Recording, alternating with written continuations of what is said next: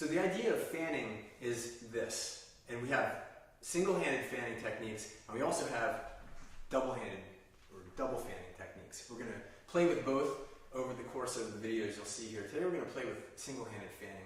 I'm going to bring out Carlos to help me demonstrate this.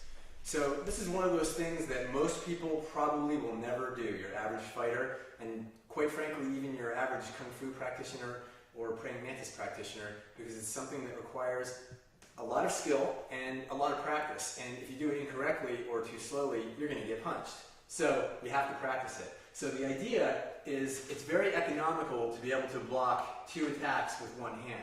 Certainly it's good to block any attack, so if Carlos punches at me, it doesn't matter which hand you do.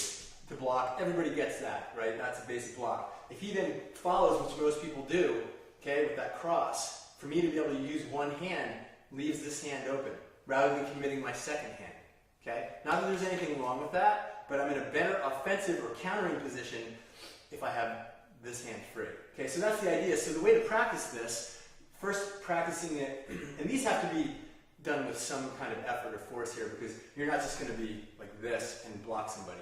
This has to be pop, pop, okay, what we call dexterous force. So if he goes 1, 2, 1, 2. Now the thing is that it is not difficult to redirect somebody when he's at the extension of his punch. He does not have a lot of power here. He's easily moved. Don't move, no matter what you do, okay?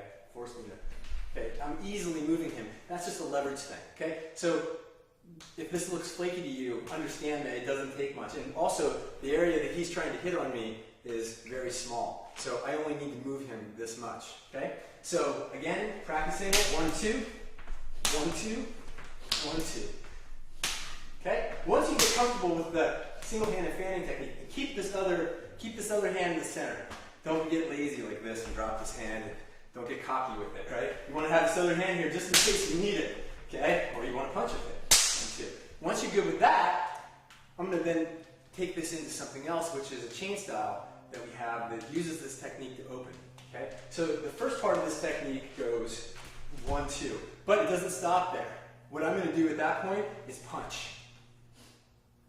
Okay, so you can see that. So again, it goes 1, 2, punch. And the timing on this is not 1, 2, oh, punch. It goes punch. So as this is deflecting, this is coming through the center. Okay, so all about timing. And counterpunching is all about timing. So this is a great countering technique. I'm punching by his head here so he doesn't have to worry about it. Okay, so as you build this up, then practice that. Okay? And hope. So the second part of this chain style is going to involve another punch up the center, just in case my first one didn't connect or I want to continue punching him. So we have 1, 2, okay, so 1, 2, so then practice that. So in the partner version of this, as you're working this up, we've got 1, we've got 2, which this can be either jamming, covering, or grabbing.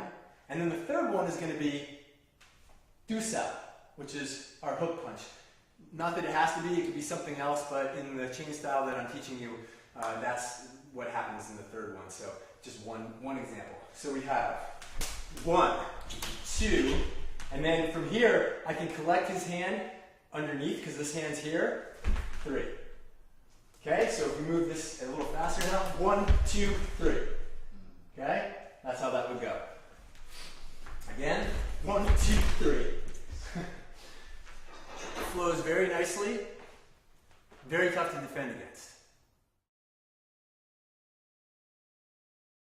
So we're going to break this down now just by myself to show you this chain style. You should learn this by yourself, just practicing it in the air before you're working on it with a partner. So that way you understand the motion. So slowly now, it starts hands in the center, and you're going to practice this with the fanning technique from a standing position. So we're not going to use any footwork right away. We're going to block and block. And so the way this looks from the front is block, block, block, block. Okay, so it's not happening like this. It's covering, and this elbow should be staying in the same place. So you don't want to go like this. Okay, you want to use very little motion here. Block, block. Like an outside block, which is after the inside block. So 1, 2, 1, 2. 1, 2, 3. And I'm going to use this with a hook. with a crescent punch. So it goes 1, 2, 3. Okay, from the side, same thing. 1, 2, 3. That step comes with this punch. So as I go block, block, I'm collecting this hand. I turn this outside block into a hook to collect this hand at the wrist. And I'm going to drive this punch right from here as I take a mantis step. Punch. The second technique is simply covering or grabbing and firing another punch through the center. So punch or punch. The last one is I can either collect over the top or from underneath as I go do sal. Footwork can be whatever you want. It can be a medium stance. I might show it with a bow stance to show that driving final punch. Not really important here. The handwork is what we're focusing on. So again, we go 1, 2, 3. Again, a little faster now. 1, 2, 3.